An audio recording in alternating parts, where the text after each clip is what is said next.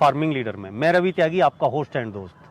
मेरे सभी बुजुर्ग और किसान साथियों को मेरा राम राम। तो किसान साथियों, आज हम एक ऐसे शख्स से मिलेंगे कि जो विदेश रहने के बाद आकर और यहाँ भी और बहुत काम किए और आज बिल्कुल ज़मीन से जुड़ा हुआ काम शुरू करके यहाँ बैठे हैं मेरे बराबर में। तो चलिए उनसे जानते हैं और समझते हैं उनके काम के बारे में। भुला दे डर, कुछ अलग कर। किसान साथियों, हमारे चैनल को सब्सक्राइब करें और घंटी के बटन को जरूर दबाएं।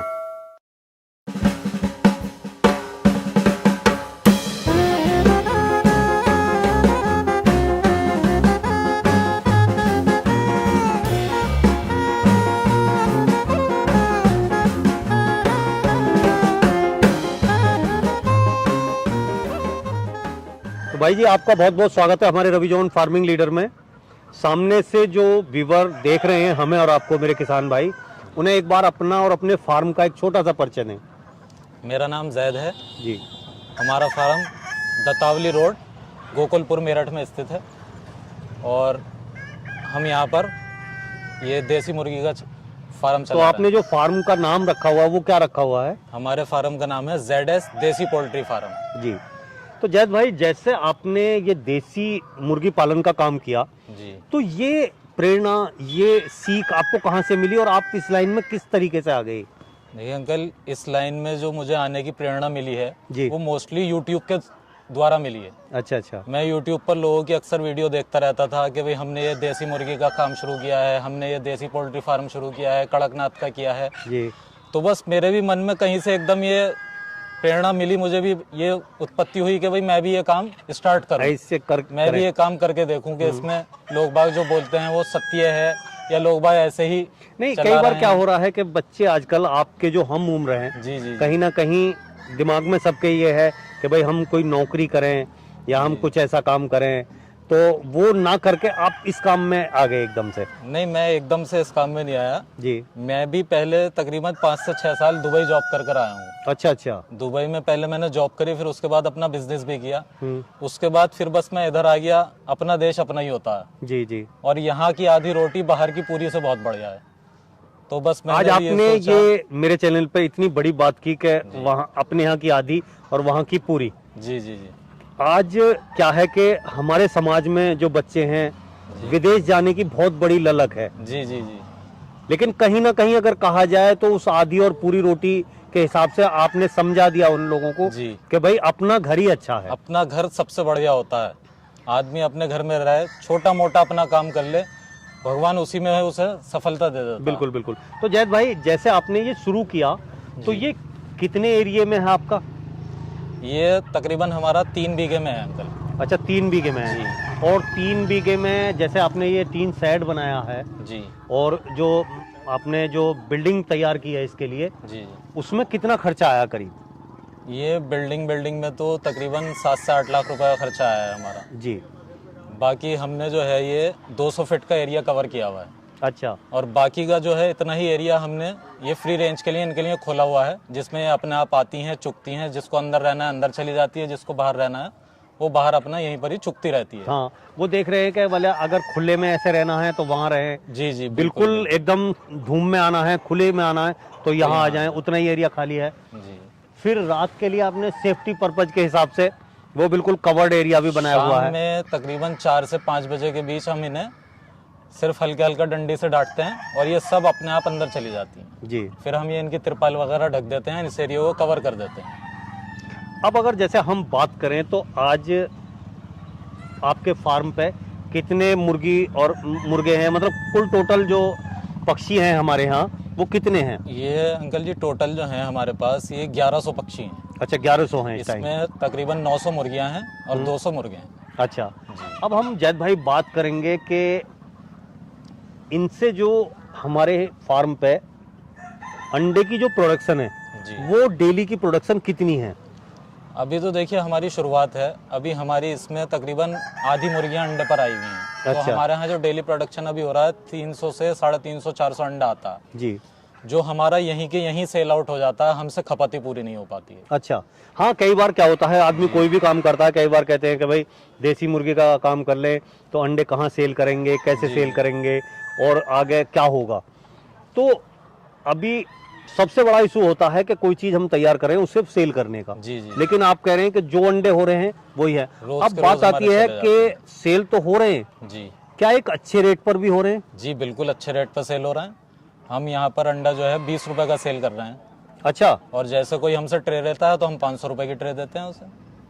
तो मतलब वो रेट से आप पूरी तरह पूरी संतुष्ट तरह हैं? संतुष्ट हैं, हमें कोई दिक्कत वाली अच्छा बात जैद भाई, एक बात बताएं, जैसे दुबई में सब जगह, इंडिया जी। में भी देखा है और इतने दिन दुबई भी घूम के आए और काम कर करा के यहाँ भी आपने काम किए हैं, उसके बाद जब आप इस फार्मिंग के क्षेत्र में आए, जी जी। खुली हवा में सांस लेने के लिए, तो मतलब इसमें कैसा महसूस कर रहे हैं? इसमें बहुत संतुष्ट, बहुत सेफ और बहुत मतलब सुकून एक दिमाग को है कि सबसे बड़ी बात तो हम अपने घर में हैं। जी दूसरी बात जो है, हम इनको पक्षियों को खिला रहे हैं, इनसे हम अंडा ले रहे हैं, अंडा बेच रहे हैं, यही अंडा देती है, उसी पैसे से इसको दाना खिला रहे हैं, वही पैसा हम भी इस्तेमाल में ले रहे हैं। बिल्कुल, तो हम संतुष्ट हैं इसका। कहीं ना कहीं मतलब जो है एक सुकून भरा, मन को शांति है, बहुत शांति है। तो जैद भाई, आप जैसे अब इन्हें पाल रहे हैं, खिला रहे हैं, पिला रहे हैं, तो आप जो इन्हें जो फीड खिला रहे हैं वो कौन सा फीड इस्तेमाल कर रहे हैं?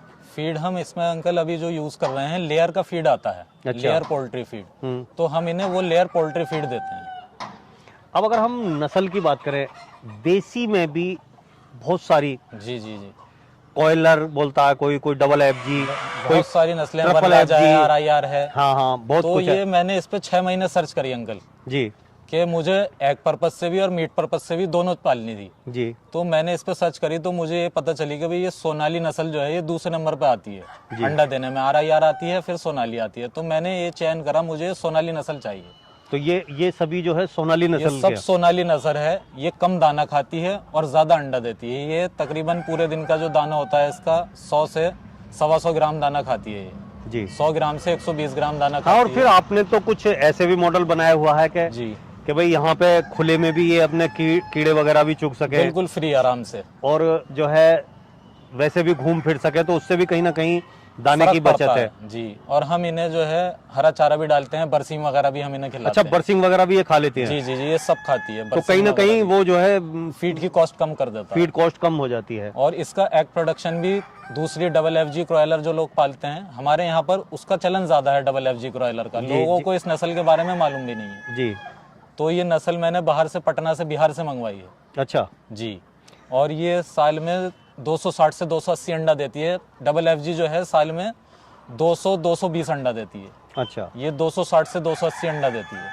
अच्छा जैद भाई, अगर हम अब बात करें, देखो अब तक तो जो है सारी अच्छाइयों की हमने बात जी की, जी जी, बिल्कुल। लेकिन कोई भी काम हो उसके दोनों ही पहलू होते हैं, नेगेटिव भी पॉजिटिव हाँ। भी। अब एक पहलू पे हमने बात कर ली, अब हम दूसरे पे बात करेंगे। अगर कोई आदमी से करता है, या करने वाले की तो बाद की बात है कि वो समझेगा, जी। आपको इसमें जैसे आपने शुरुआत की तो दिक्कत क्या क्या आई?